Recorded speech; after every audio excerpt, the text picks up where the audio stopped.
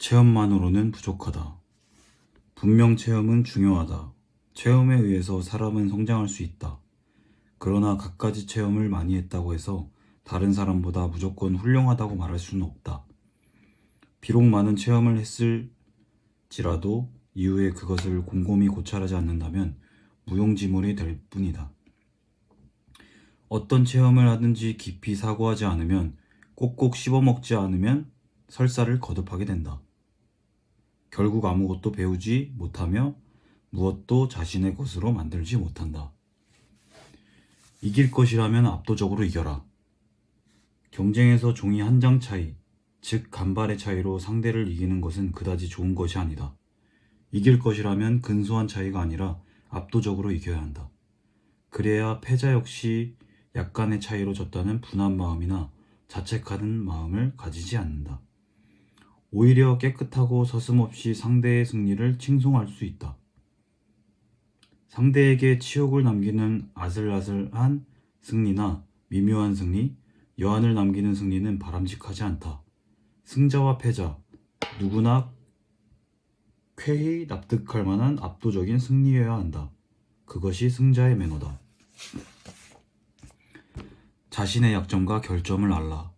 성공하는 사람은 모든 것에 있어 강한 능력과 행운을 가지고 있으며 사고와 행동이 상당히 효율적이어서 무슨 일이든 남보다 요령이 좋은 듯 보인다. 그러나 그들 또한 보통 사람과 마찬가지로 결점과 약점이 있다.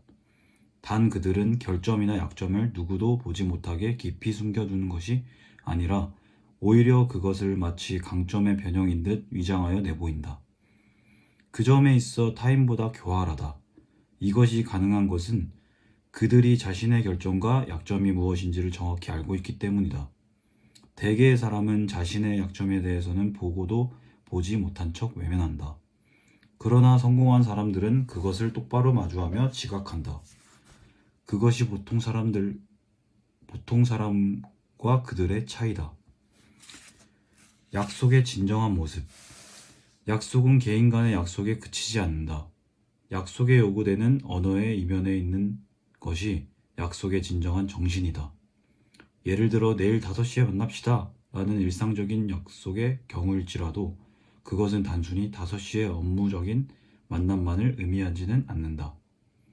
두 사람의 친밀한 관계, 서로 위안을 주고 신뢰하고 앞으로도 계속될 인연의 확인, 상대에 대한 배려 등 많은 약속이 담겨져 있다. 그것은 인간적인 맹세라 말할 수 있다. 자기 멋대로 행위의 대소를 정하지 마라. 사람이란 참으로 이상한 존재다. 제멋대로 행위의 대소를 정한다. 큰일을 했다 혹은 작은 일밖에 하지 못했다 단정한다. 더 이상한 일은 자신이 하지 않는 행위에 대해서도 후회한다는 것이다. 하지 않은 행동임에도 그것은 큰일이었다며 진심으로 생각하고 만약 그것을 했다면 상황은 크게 달라졌을 것이라 진심으로 후회하곤 한다. 그리고 자신이 한 행위, 하지 않은 행위의 대소를 스스로 결정할 수 있다고 믿으며 그 대소가 진실이라고 생각한다. 그러나 자신이 한 작은 행위가 사실 타인에게는 큰일일지 모르고 반대일일지도 모른다. 어찌 되었던 과거의 행위에 가치를 매기는 일은 무의미하다. 인생을 살아갈 때의 난간, 까딱 잘못하면 낙상사고가 일어나기 쉬운 계곡의 좁은 비탈길이나 다리 같은 곳에는 반드시 난간이 설치되어 있다. 사실 실제로 사고가 일어나면 난간과 함께 떨어져 버릴 테니 확실한 안전을 보장받을 수는 없다. 그러나 이 난간으로 인해 나름의 안정감을 얻을 수는 있다. 이러한 난간처럼 부모, 교사, 친구는 우리에게 보호받고 있다는 안도감과 안정감을 안겨준다. 비록 그들에게 실제적인 도움은 얼마 받을 수 없을지라도 의지하고 기댈 누군가가 있다는 것은 마음을 지탱하는 큰 지지대가 되어준다. 특히 젊은 사람에게는 난간과 같은 역할을 묵묵히 맡아줄 사람이 반드시 필요하다. 스스로가 약하기 때문이 아니라 더욱 잘 살아가기 위해서. 꿈에 책임을 지는 용기를. 잘못에는 책임을 지려고 하면서 어째서 꿈에는 책임을 지려고 하지 않는가? 다른 누구의 것도 아닌 자신의 꿈이지 않는가? 내 꿈은 이것이라며 드높여야 하지 않는가? 그만큼 유약하기 때문인가? 아니면 용기가 없어서인가? 애초 자신의 꿈에 책임을 질 생각이 없다면 꿈은 영원히 이루어지지 않을 것이다. 수완가이면서 둔한 듯 보여라. 예리하고 영리하기만 해서는 안 된다. 어떤 면에서는 둔해 보이는 것도 필요하다. 영특한 것만이 멋있는 것은 아니다. 영특하지만 늘 아직 어리다는 말을 듣고 어딘지 가볍게 보이는 취약점도 필요하다. 예리하면서도 어느 정도 둔한 면이 있어야 애교스러운 이로 여겨져 사람들의 사랑을 받고 누군가가 도움을 주기도 하며 편을 들어줄 여지도 생긴다. 이것은 영특하기만 했을 때보다 훨씬 많은 것을 얻게 한다.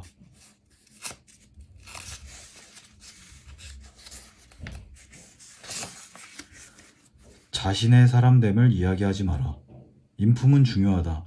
사람은 때때로 사람의 의견이나 아이디어에 찬동하는 것이 아니라 그의 사람됨에 찬동하기 때문이다. 인품은 무슨 까닭에서인지 연출이 불가능한 것이기도 하다. 자신이 얼마나 좋은 인품인지를 아무리 떠벌려도 사람들은 신용하지 않는다. 오히려 대중은 자신이 이룬 선행에 대해서 침묵하는 사람을 신용하고 함께하려 한다. 사람이 원하는 것, 주거를 제공하고 오락을 제공하고 음식과 영양을 제공하고 건강을 주었음에도 사람은 여전히 불행과 불만을 느낀다. 사람은 압도적인 힘을 원하는 것이다. 어떻게 웃는가? 그것에서 인간성이 드러난다. 어떤 식으로 웃는가? 어떤 경우에 웃는가? 거기에 뜻밖에도 인간성이 나타난다. 예컨대 타인의 실수를 멸시하며 웃는지, 이유의 기묘함으로 웃는지, 세련된 기질을 재미있어 하는지를 통해 인간성을 알 수 있다. 더욱이 웃음소리에 울림에 그 사람의 본성이 배어나온다. 그렇다고 웃는데 겁을 낼 필요는 없다. 우리는 웃음 외에 다른 방법으로도 자신의 인간성을 드러내기 때문이다. 그리고 우리의 인간성이 달라지면 웃음도 자연히 변한다.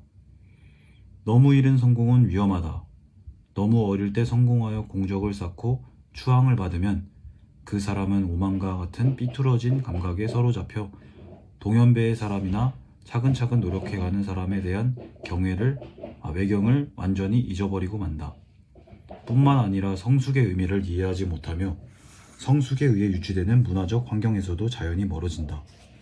타인은 시간의 흐름과 함께 성공을 이루고 일의 깊이를 더하는데 자신은 그것을 이루지 못하고 언제까지나 어린아이처럼 과거의 성공과 공적을 간판으로 삼으려는 인간이 되어버린다.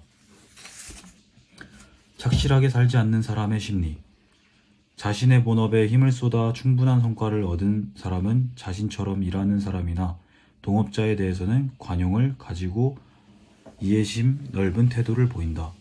그러나 자신의 일을 충분히 해내지 못하는 사람, 돈만을 목적으로 시큰둥하게 일하는 사람은 동업자에게 온갖 원망과 증오를 품는다. 마찬가지로 자신의 인생을 착실히 살아가지 않는 사람은 타인에 대하여 증오를 가지는 경우가 많다.